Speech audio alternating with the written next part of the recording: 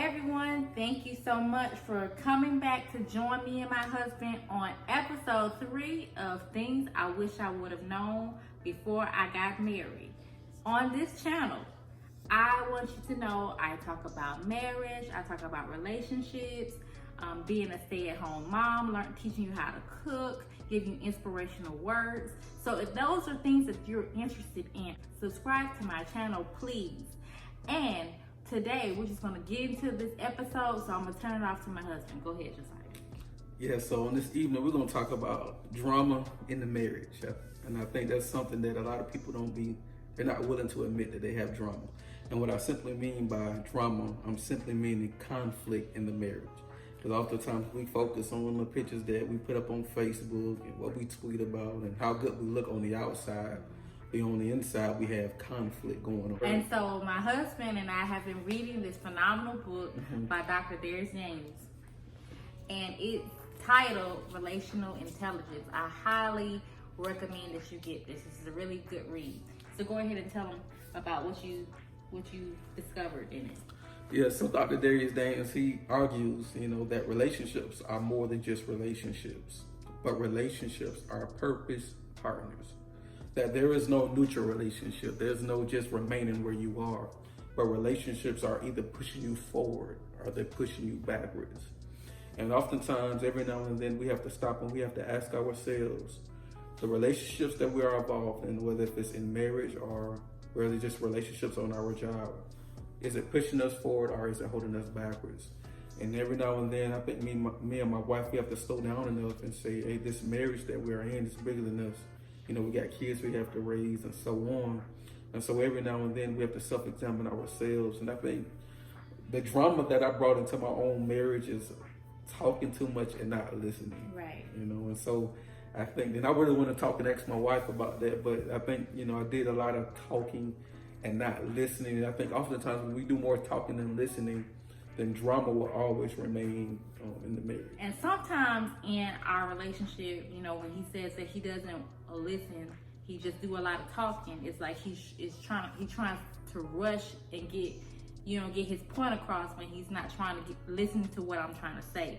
And so that's where the drama comes in because, he's doing all the talking instead of listening to me.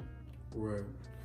And one of the ways in which I think we try our best to put a halt to some of the drama that's going on in our marriage is to build foundation, right?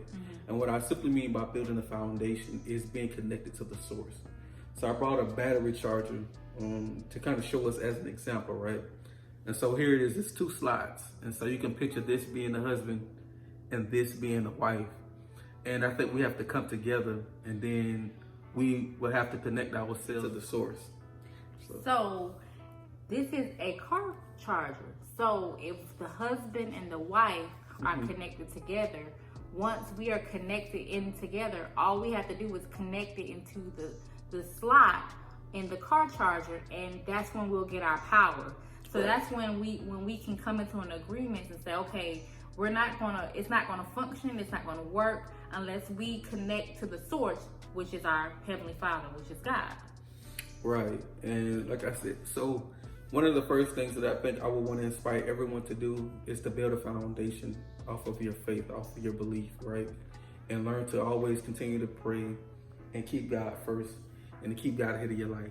Secondly, is we have to understand that we can't run on empty, right? And so this is our body. She can take a cup and I take a cup.